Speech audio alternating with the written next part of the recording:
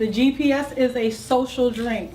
This is really a social book. This is a book where you can sit down with your friends. If you're having, for the ladies, if you're having a passion party, there's some good poetry to read in here if you have a passion party. Also, if you have someone who enjoys your company or you enjoy their company, it's a good book for them to read to you or read some of the poetry. And then also you guys can have fun cooking some of the recipes. So without further ado, I am going to introduce the man, or the two personalities of the hour. If you haven't heard, there's two. There's the Chef Richard K. Pannell, and then there is the Marquis de Cuisine. So without further ado, let's give a round of applause.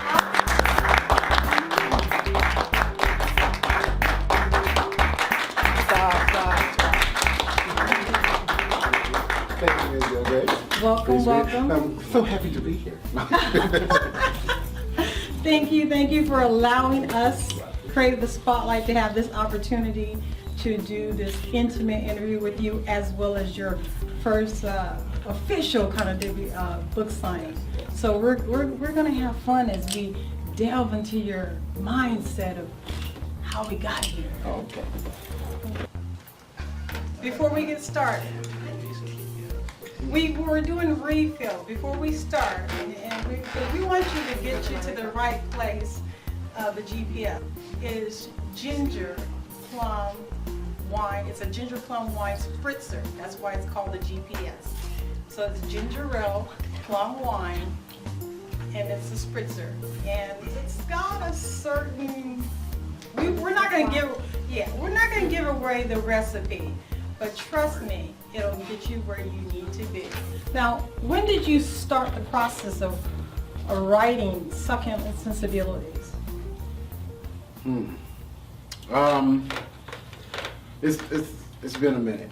I was residing in Los Angeles, and I was a partner in a restaurant there, and they used to have poetry nights.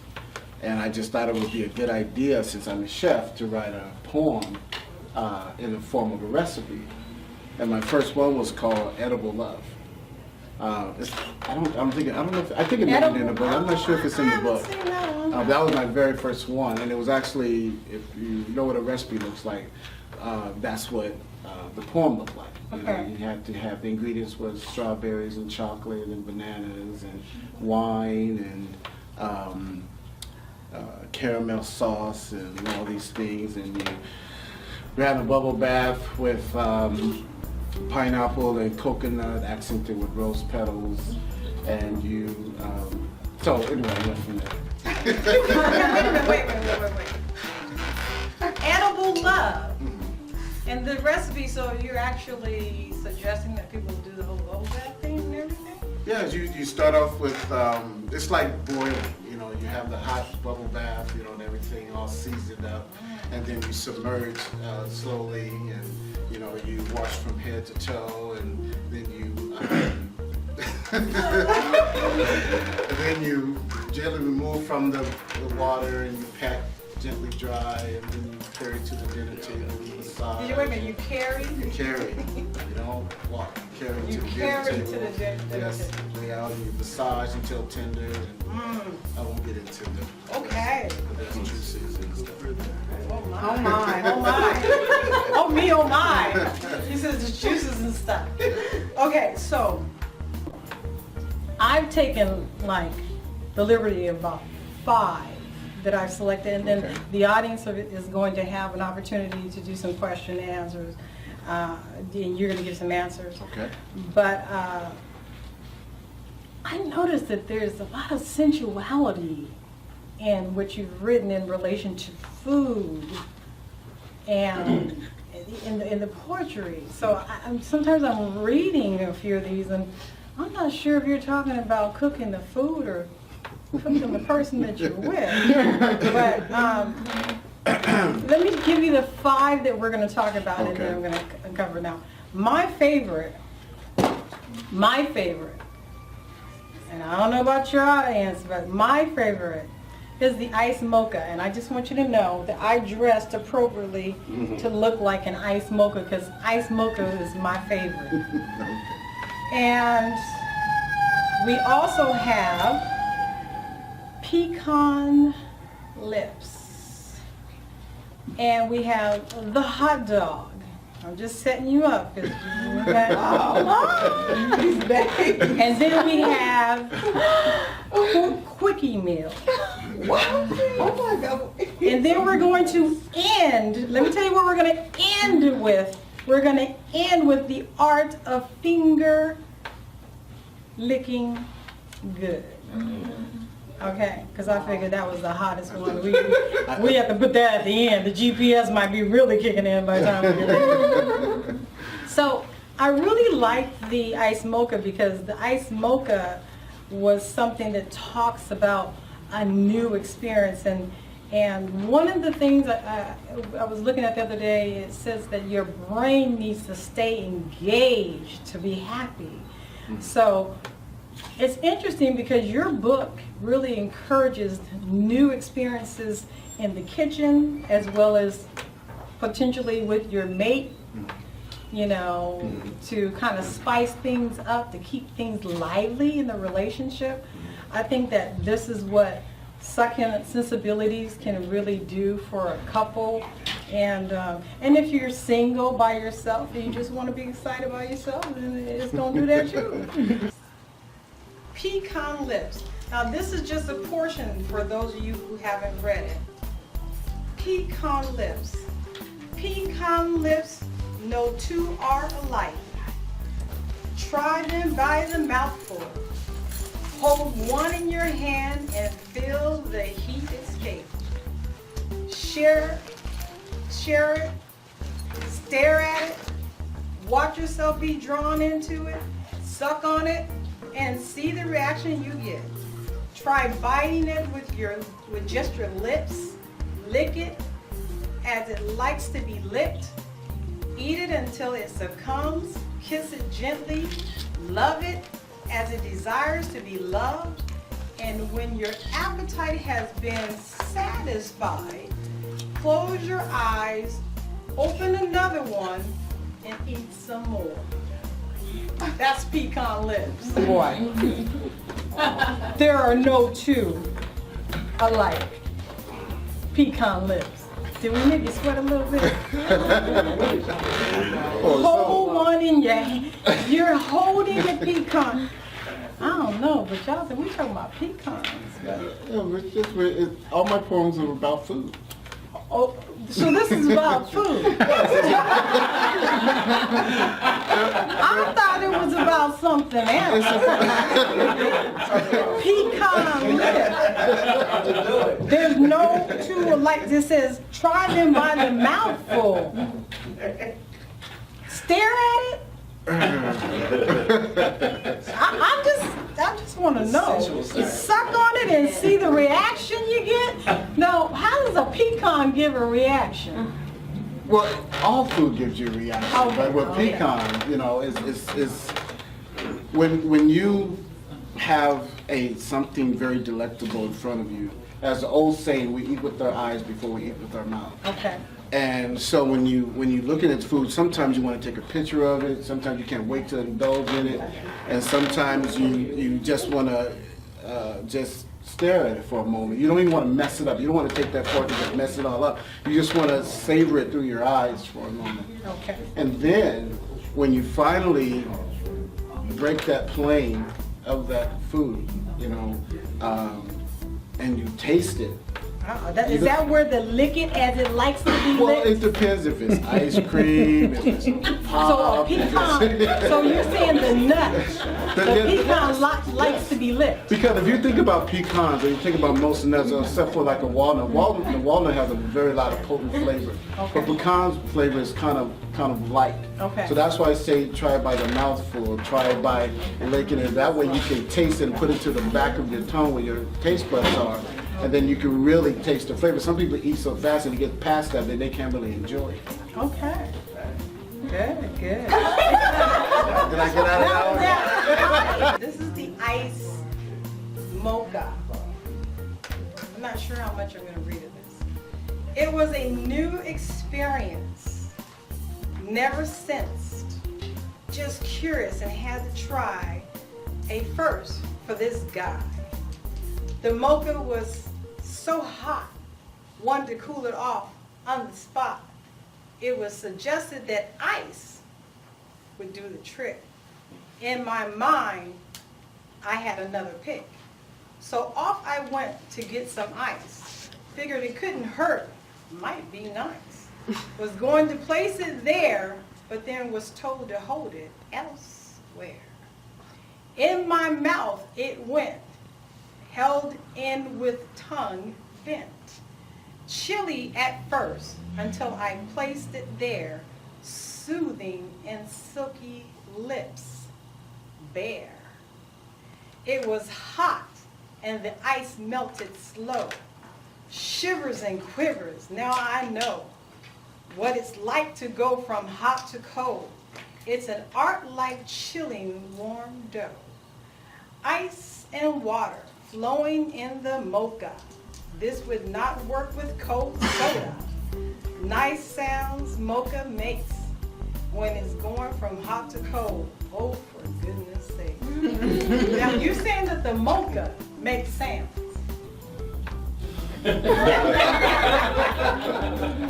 I'm just saying.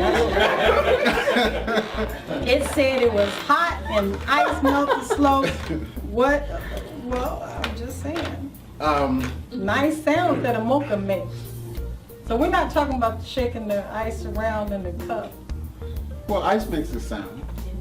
You know, when you, But you put it on your tongue? yeah, and crunch a little bit. There. Yeah, yeah. Well, okay. Trying to play innocent here. It's kind of sensual. The experience was sensual. You know, it was something new, something different to experience a mocha in that fashion. So. Now, are we talking about ice? I just want to be clear. Are we talking about ice on mocha lips? Are we talking about another portion of the body? Because we're gonna keep it tasteful. So, is this ice happening on another portion of the body, like something that someone could enjoy, a woman could? Oh yeah, it's very enjoyable. Oh, okay. I just want to get a real grasp of this. It's kind of, well, it's Of the experience. Well, the experience is talking about another part of the body, and it's very tastefully done. You know, to go from hot to cold, and it's the person that goes from hot to cold, and it's like taking you to a crescendo, but don't put you at that crescendo, and then cool you down, and then it's still there, but then you bring them back up to that crescendo, and you keep going until you think they're ready for the orchestra to come to a close. So, and that's when you know. Present that. You represent, my brother. Yeah, that's how we do it, baby. I like that. So if a gentleman really want to experience or share a new experience with his mate, his love, Yes. then he could try a little ice in an intimate area with his love. Of course. And they would have... Especially during the summertime, it's really hot and get a little hot, and the person says, you know, instead of fanning them and things like that, you just get you some Just ice a little and ice. crunch a little ice and just, you know, and it doesn't have to be in special spots. It can be the neck, With the neck. the earlobe, the back of the. But this particular experience is That a would be very special, sensual very area. sensitive area. You might want to go and read Ice Mocha and ask someone who you love and enjoy to try this experience. Okay? Take it all. That's all I can say. And it says, well, let me end with this piece because it says here, this is the end. It says, "Here it comes, I can tell, getting even hotter than hell, tensing up and stiff as a board. I think this ice thing is gonna make me a mocha whore." Ooh, there is over. Well, not so much. Eyes in the back of the head, this packed a punch. Relaxing now, more ice for the mocha is needed. More mocha is required. A second helping, I've succeeded. That was a great experience. I enjoyed that one. Okay, so we've handled the ice mocha. We've handled the pecan. Working. The pecan. I'm gonna take a sip before I talk about the next one, which is the hot dog. America's favorite food. Yes. Ballpark friends. Ballpark Franks. They come when you cook. Oh my, oh my. The sausage is made up of a whole bunch of meat. Oh my, oh my. That's right. That's you make it yourself. Right. You're right. So, hot dog. Cold and skinny with no life, packing solo. Boring, plunged in heated liquid. Slow rising, expanding, stretching, trying to escape. Confined, warm, external, warmer, internal. Continuing to grow. Hot, peaking, ready to burst. Plucked from the sweltering hold. Placed ever so gently in between the soft comfort. Warming all it touches. Covered in tasty sweets and sours. Time taken to enjoy the lengthy treat. Bursts of delight as oral motions has commenced. Now, where did I put those condiments? Oh, Condiments. condiments. Not condom. Condiments. Condiments. Now look at myself. Just to make it plain. Well, see, I've never had somebody read them back to me, or read them. I've always read them. You know, when I first write them, it's like they come to mind. But to have someone else read them, it's like, wow, did I write that? You know, so it's kind of it's a different experience to hear it. You know. So where do you get these? Where do you get this inspiration? I mean, like, does something happen and all of a sudden you just, you feel inspired and you go, oh, I gotta write about something like that. Or you have an intimate situation and you go, oh, how long after, these intimate situations happen do you go, I need to write something about that? It varies. Sometimes it could be a photograph, it could be a person. They remind me of a dish I may have made, or they may have food or something like that, or vice versa. A food may remind me of an experience. When it comes to an experience, if it's something that is what I call a wow factor, sometimes it really inspires me to write. Sometimes it can be very subtle. I could be in a room of people and I can see just the way somebody looks, and I write, or it could be a movie, a scene in a movie. And I, for instance, one of my early poems, what was the name of it? It's called, I think it's Breakfast in Bed. And it was based on a Diane Lane movie, long time ago movie called Lady Beware. And she was a window dresser. And the way she dressed the window was, there was she had an appliance account, and she had this refrigerator open, and there was this mannequin she put in front of the refrigerator, like they were reaching inside the refrigerator, and she just had the guy's pajama top on. Okay. His shirt on. And then the guy she had the male mannequin sitting in the doorway, leaning in the doorway, with just the bottoms on, looking at her, but she didn't know he was there. So it was the indication that it was a late, actually it's called Midnight Snack, I'm sorry, it's called Midnight Snack. Midnight Snack is in it. And so that scene in that movie inspired Midnight Snack. Okay. So it just depends on, it's not always an actual Personal experience. Yes, it could be. But some of these are personal experiences. Some of them are personal. They're not all fantasy. Some of them are real.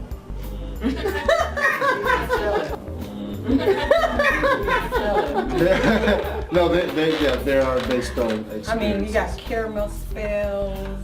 And for instance, that was because of I was dating someone that every morning we went to Starbucks and had a caramel macchiato Okay. and everything. So that was based on it wasn't even central. I made it central. Right. But it was wasn't expensive. your relationship Right, with her. right. Just going to get coffee. Okay. Or ice mocha. Yeah. Ice mocha was different. Okay. Quickie meal.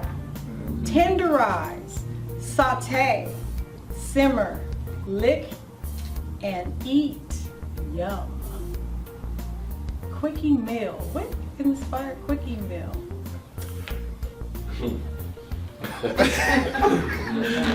I think sometimes I'm a thinker. You know, I sometimes have too much time on my hands, you know. And I think, so I was thinking about when you know, being a chef, you think about something you can go in the kitchen, you can just make really quick. Okay. You know, and you're thinking about that, and when that thought hits your head, and if poetry is on my mind, then I say, oh, what's a quick, you know, a quickie or a quickie meal? What would be quick? You know, you just get to it, you just boom, boom, boom, boom, boom. Okay, yum, that was good. You know, there's no pre and you know, it's just you just get it done. Just get it done. Yeah, like a hot dog. Okay, like a hot dog. The art. That's Kentucky Fried Chicken. Honestly.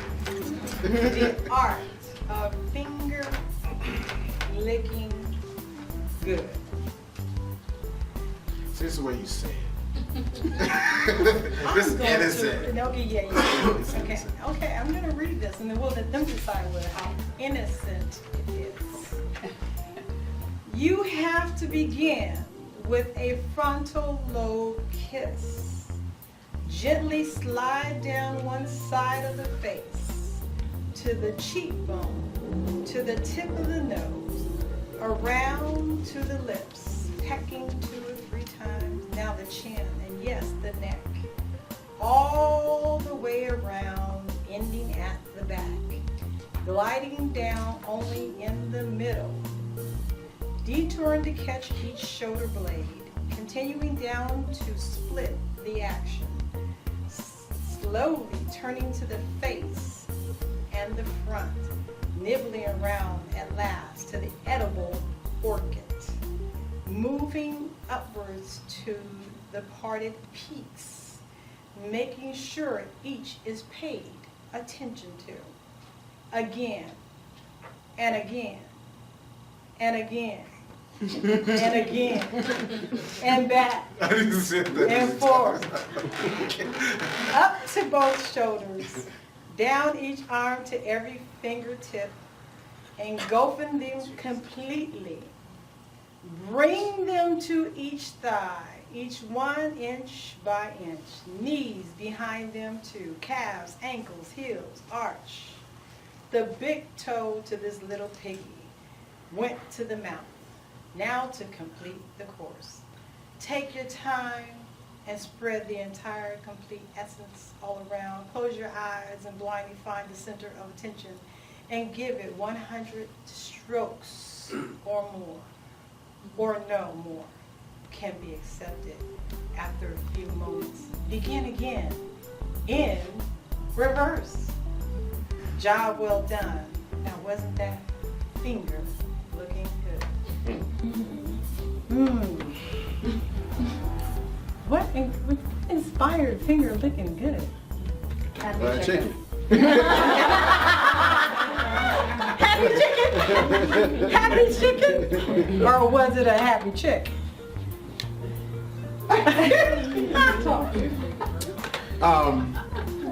I actually thought about Kentucky Fried Chicken slogan. Okay. The finger licking good, but I thought about, because if you really know about Kentucky Fried Chicken, it's sort of greasy, and you lick your fingers. Okay. So I just gave it a little twist and just made it sensual. So the next time you have some chicken, you're eating it with your hand. And let me tell you about eating food with your hand first. Eating food with your hand is much better than eating it with a knife and fork. Try it. when you eat with a knife and fork, there's something that changes. But when you pick up food with your hand, nachos or a hot dog, or sometimes I even take spaghetti. Indian food. Yeah, it's a whole different experience eating food with your hands. It's just different. To try it. What was it? Finger. So Licking just good. when you have chicken and you're eating your finger, it's the book is, as you were saying in the beginning, is really to, you know how some people say do role playing when you have a maid, you do all these things. Sometimes it's really about how you present yourself to that person, how you know, I mean, how many of you ladies, and maybe gentlemen, have been seduced by words lately? Men don't really seduce you by their words. They seduce you what they have. You know, the charm has gone out the window, you know, and different things like that. They don't entice you anymore. So this book is really based, so if you're in the kitchen cooking, or if you're just sitting around reading and things like that, you just, you know, read a poem, you know, to them. Or have them read a poem to you while you're cooking. I guarantee you that meal is going to taste a lot better, you know, after a few of these words. So finger licking good is like when you have not always physical intimacy, but verbal intimacy with your mate, partner, you know, what have you. It should be finger licking good. It should be, after it's finished, you should be like, oh, that was tasty. Very tasty. Yeah. I think there's a certain something about peaches. Oh, that's peaches and cream. Peaches and cream. Oh, by the way, my finger fell on that. Peaches and Would you cream. like me to read that one? Yeah. That's usually one of the favorites whenever I Can you please read? Can you tell us what the peach is? Or we'll let you. Oh, no, I you can know tell you what, what inspired this one, or after? Let's read it, Okay, and I'll tell you then what inspired it. tell them a little bit about the peach. Okay.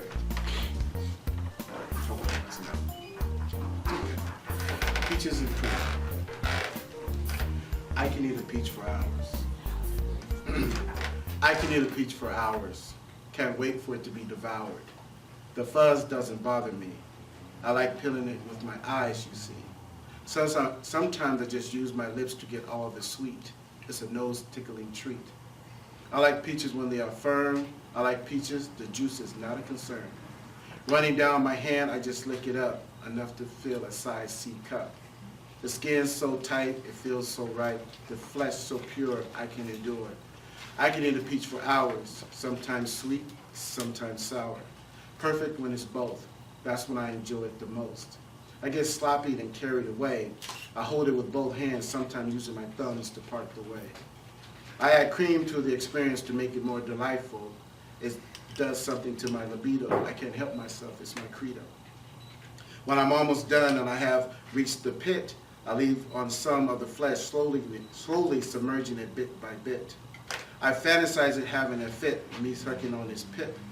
When I'm done, there's not one fiber left. You wouldn't know I've been there, there's no sign of a mess. I can eat a peach in a minute, if that's what you wish, or I can make it a complete meal of a succulent dish. Adding some spices, herbs, and even edible flowers. No matter how you slice it, I can eat it for hours. All I heard is I can eat it for hours. Now, talk to us about the peach. What's this peach represent? What it represents. Well, can I tell you what inspired it?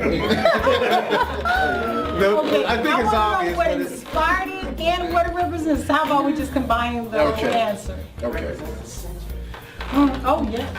The peach, if you get it, to me, if you get a really good peach, it's usually pretty firm when you pick it, from the grocery store, or even off a tree.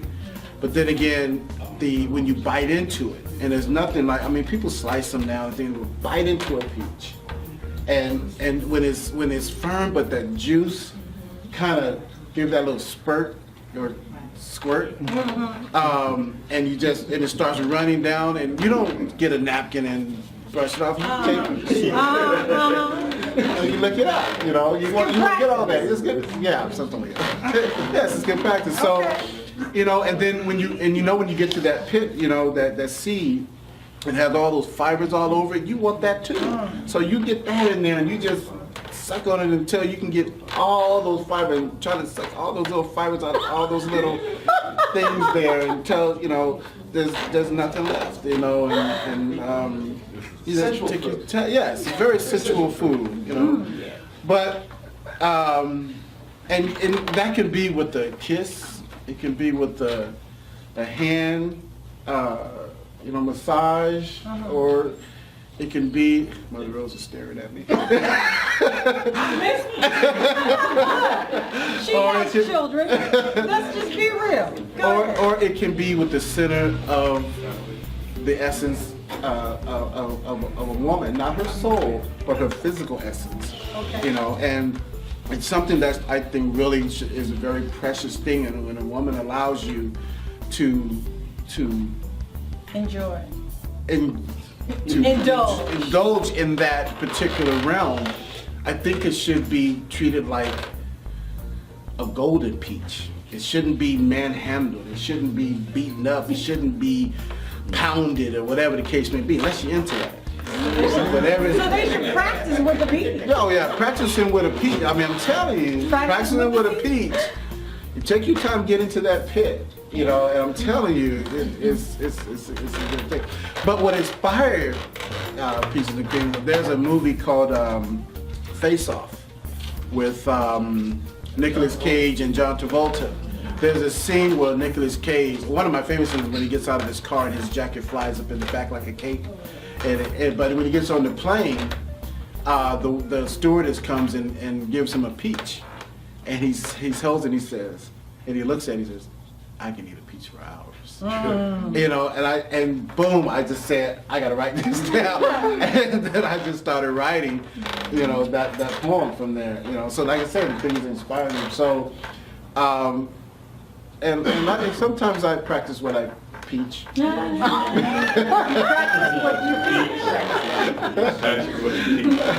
peach what I practice. I think every man should understand Peaches and Cream. I do too, because I've heard some stories that you know, they don't. I've heard some stories that it's not. Some don't know what they're doing.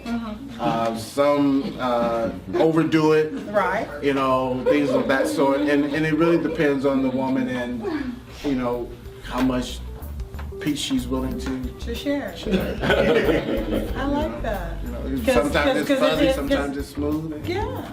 And if it's good, you can go for hours. Oh, yeah, it depends. I got some definitely's over here. Yeah, you know, so, you know, there's just the little barbells, you do some weightlifting with the, you know. Okay. Oh.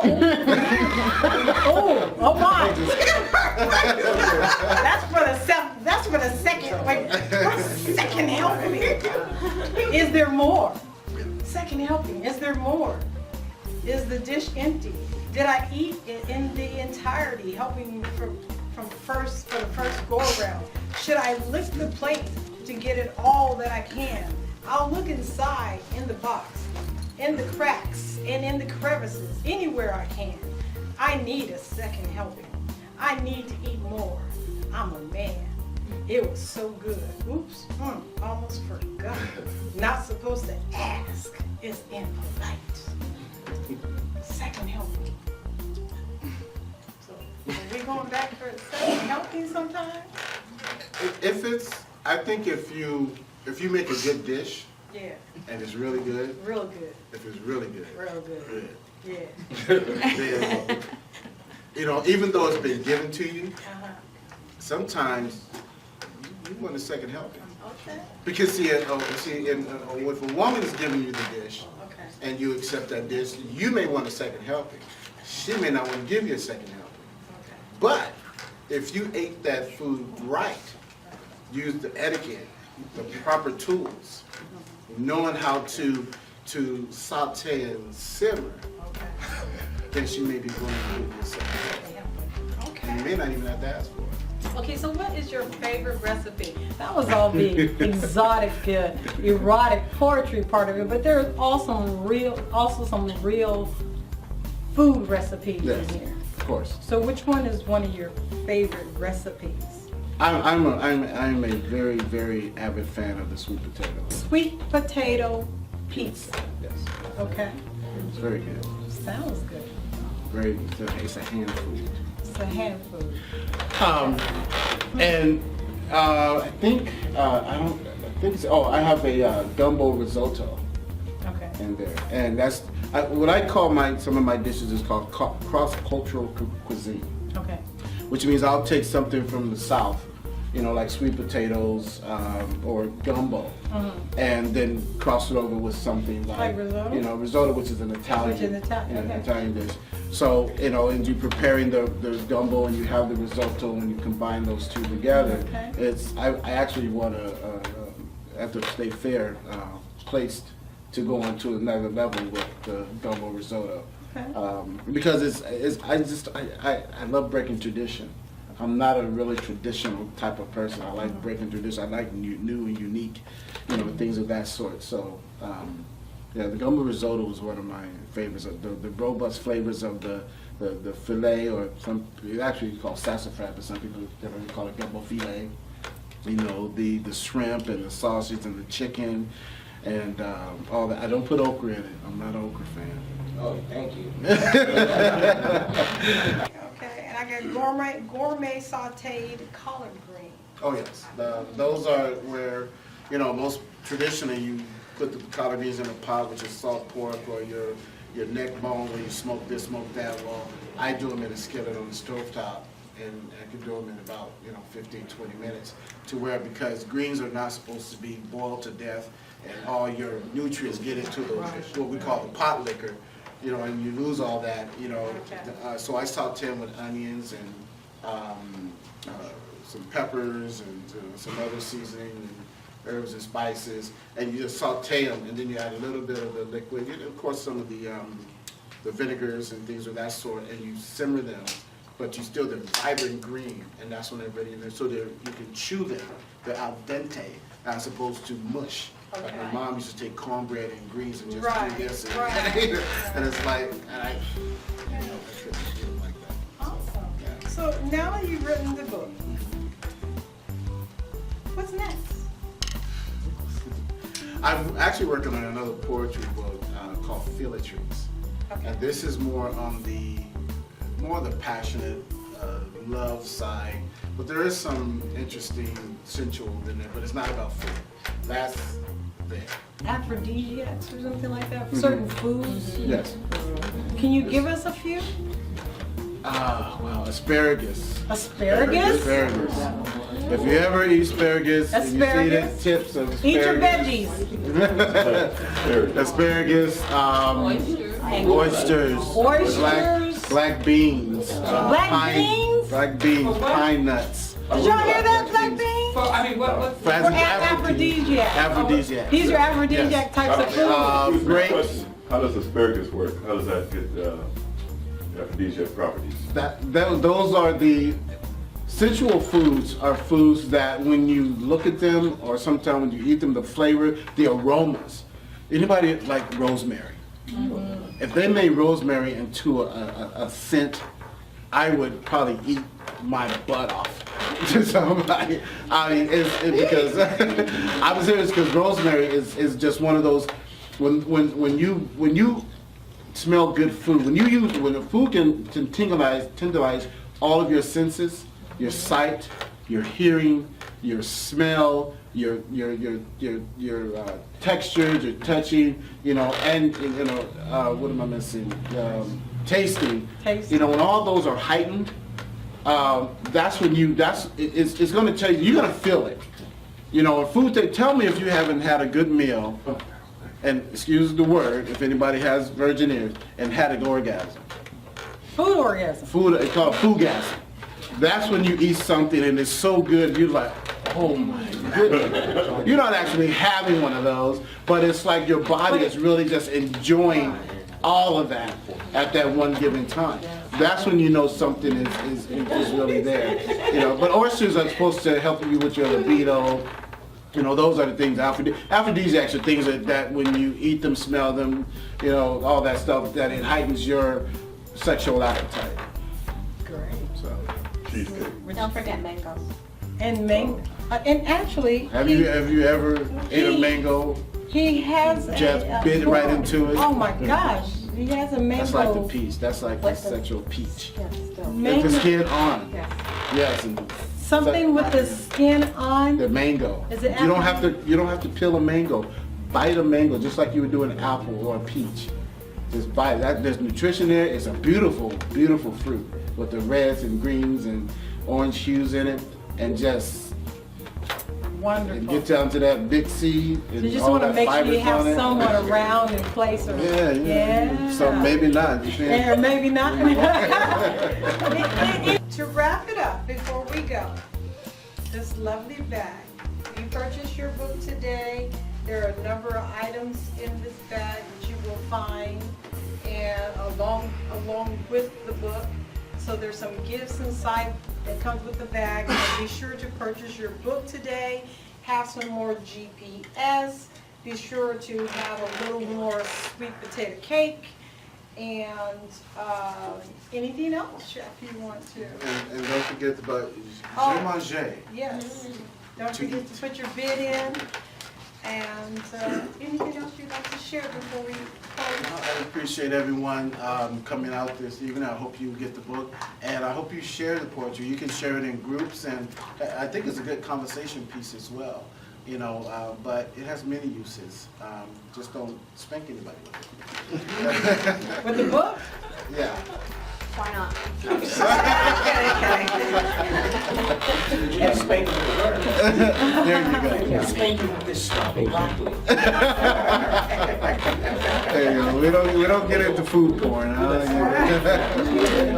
fine. Thank you. Okay, well, we're going to wrap it up and bring it to the close. We want to thank everyone for coming out as we're here with Chef Richard K. Pannell, as well as his alter ego. And so we want to thank you from Craven Spotlight for allowing us this intimate time with you, intimate interview. Thank you very much. And we want to also thank Underground Books. Yes. Yeah. Thank you. Be sure to come and support your local bookstore right here in Sacramento. And so we want to thank you. Thank you so much Thank for you, having Craven this. Spotlight. Thank you. This has been fun. This is a great craving. Been Craving fun. spot. Craving, huh? Food, craving, Ooh, perfect yeah. match. All right. Continue to enjoy.